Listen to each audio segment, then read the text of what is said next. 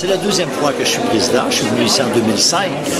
J'ai été président du jury en 2005. Et là, dans le cadre du 20e anniversaire du festival des écrans d'aventure, les organisateurs, la Guilde européenne du raid, s'est dit on devrait inviter un des présidents de ces 20 dernières années, de ces 19 dernières années. Et ils m'ont demandé. Dans mon parcours, au début, l'aventure était une espèce de défi technique. Est-ce que je vais réussir de rejoindre le point A au point B? Est-ce que je réussirai à monter ma tente dans la plus forte des tempêtes?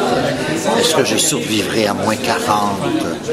Est-ce que j'arriverai à me faire un repas chaud même s'il fait très froid?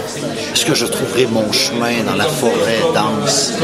Et avec les années et mes cheveux blancs, probablement que la sagesse, un peu de sagesse, sans prétention, s'installe. L'aventure a un autre goût, une autre forme. Et aujourd'hui, j'ai envie de partager.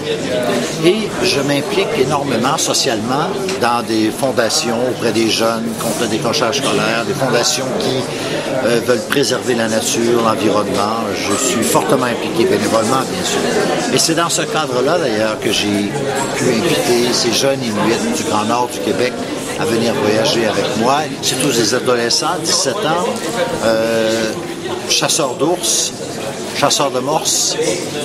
Et lorsque un d'entre eux, le chasseur d'ours d'ailleurs, lorsque dans les premiers jours un papillon s'est posé sur son épaule, il a eu une peur, il s'est mis à crier, à courir.